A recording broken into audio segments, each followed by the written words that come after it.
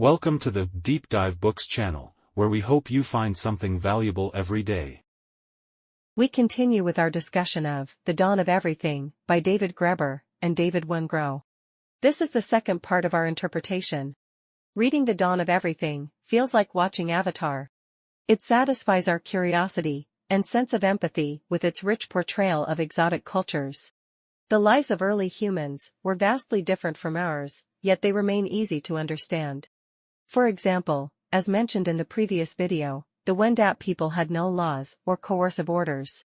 When colonial settlers asked Wendat leaders to command their people, the leaders responded that they had no such authority, as their society did not recognize coercive orders. Jesuit missionaries initially thought the Wendat were primitive for lacking laws, but later realized they didn't seem to need them. When someone committed a wrongdoing, their clan was responsible for compensating the victim. This system naturally encouraged clans to discipline their own members, maintaining social order. Like an avatar, early human societies also existed in environments filled with unfamiliar flora and fauna. Tens of thousands of years ago, humans hunted massive beasts like mammoths, which are now extinct. Their physical appearance differed significantly from ours. And, most intriguingly, they differed greatly from one another. Modern biotechnology, such as DNA analysis of ancient remains, reveals that before leaving Africa, human diversity was far greater than it is today. Some individuals were exceptionally tall, others short. Some highly intelligent, others less so. Considering that, alongside Homo sapiens, other human species like Neanderthals, and even more primitive hominins existed, the world was once inhabited by multiple intelligent species coexisting. This world might have resembled The Lord of the Rings, with hobbits, giants, and elves. Not only were these people physiologically diverse, but their isolation by geography likely led to even greater cultural differences. Yet, they shared some common traits, such as a pursuit of equality. How do researchers learn about prehistoric human life? The most direct method is archaeology. In The Wandering Earth 2, there is a scene where the Chinese delegation presents a photograph at the United Nations. A 15,000-year-old human femur. The bone had once been fractured but later healed, indicating that despite losing mobility, the individual was cared for by their community until they recovered, and lived for several more years. Receiving care after an injury is a hallmark of civilization. Archaeologists rely on such subtle clues to infer the past, sometimes making bold speculations. There are two common archaeological approaches to studying ancient societies. One is examining the opulence of burial sites. If a grave contains rare items like jade, archaeologists infer that the society had class divisions. After all, not everyone could have enjoyed such luxuries. The second approach looks for artifacts from distant places. If ancient inland sites in China contain seashells that could only have come from the ocean, it suggests a developed trade network. However, both methods can be misleading. Astrophysicists have a saying: "You don't need to live long enough to observe a star's entire lifespan to understand how stars evolve." Because stars at different life stages exist throughout the universe. Similarly, we don't need to travel back 10,000 years to understand early human life, because societies in the modern era resemble certain stages of ancient development.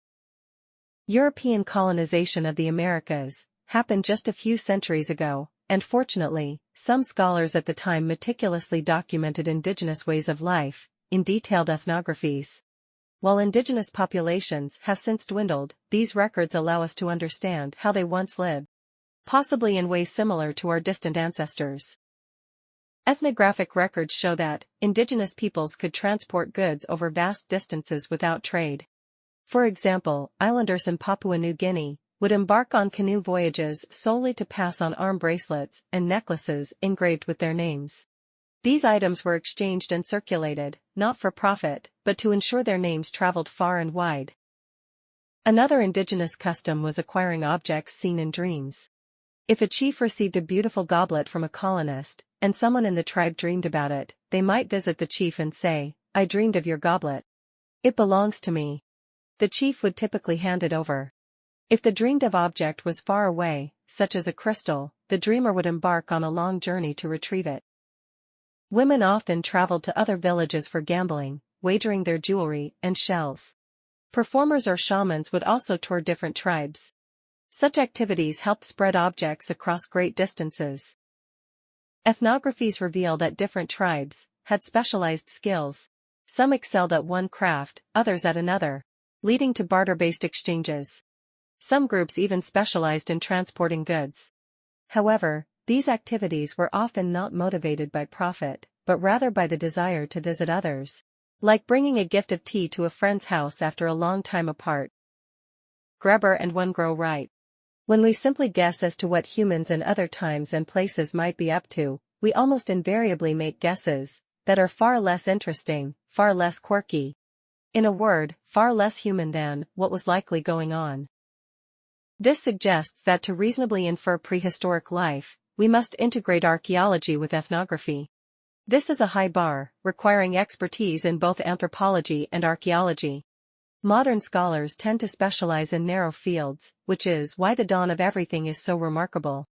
Through this integrated perspective, was early human society egalitarian or hierarchical? Let's examine some clues. The first clue comes from numerous ancient architectural sites discovered across Eurasia, dating between 9,000 and 25,000 years ago. These structures were built in environments suitable for hunting and gathering, suggesting they were not created by agricultural settlers. These sites feature grand plazas, megalithic arrangements, and monuments made of mammoth bones. Their sophisticated aesthetics and engineering indicate deliberate planning and organization. Constructing such structures required substantial labor and materials sourced from various locations, implying the existence of complex societies capable of mobilizing large numbers of people. This challenges Rousseau's idea that early humans lived in small, isolated groups. These were not tiny communities. They had organization and division of labor. The second clue lies in luxurious burials. The high quality of grave goods suggests they were not commoners' tombs. Did hunter-gatherers already have class divisions? Before jumping to conclusions, let's consider other evidence. Truly stratified societies, such as those from the Bronze Age, had palaces for their elites, warehouses, and fortifications. But these early sites contain only communal buildings. No palaces. Moreover, in class-based societies, we should expect to find numerous commoner graves. Yet, these early sites contain only high-status burials. Where were the ordinary people buried? Stranger still, the individuals buried in these graves were physically unusual. Many skeletons exhibit anomalies. Some were extraordinarily tall, like giants. Others were extremely short, like dwarves. Some had severe deformities, such as extreme hunchbacks. Why were these odd individuals given such grand burials? What does this imply? Ethnographies offer clues. More than a century ago, indigenous communities in the Americas exhibited remarkable tolerance for eccentric individuals. A woman might drool and mutter nonsense, or an autistic person might obsess over arranging shells all day. Yet the community did not ostracize them. Instead, such individuals were often revered as possessing extraordinary wisdom, even deified. In times of crisis, people might say, "Amazing. That crazy woman was right." These individuals frequently became priests or shamans. Could it be that the elaborately buried individuals in ancient sites were people like this? Perhaps they were respected for their uniqueness and played crucial ceremonial roles. Perhaps even acting as temporary kings? Another key clue is that indigenous tribes alternated between two distinct societal structures throughout the year. During the summer hunting season, small groups operated under hierarchical leadership, with a single chief issuing commands, essential for coordinating hunts. But in winter, these groups merged into larger settlements, where strict egalitarian rules applied. A chief who had wielded power in the summer would now find his authority diminished. He might retain some respect, but could only serve as a mediator of disputes.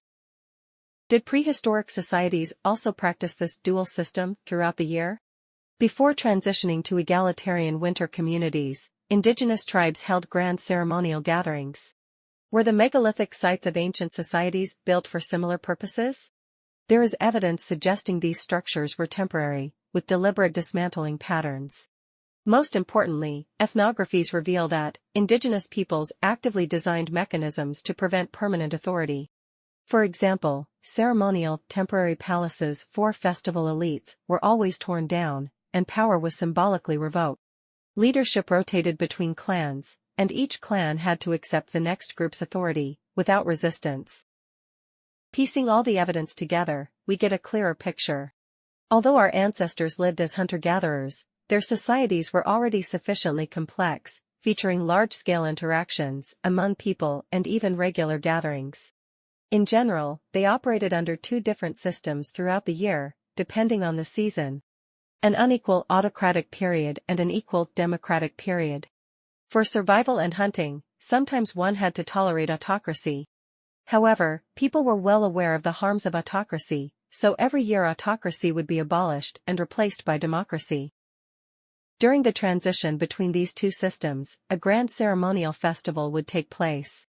At the ceremony, a rather eccentric person would be chosen to serve as the temporary king.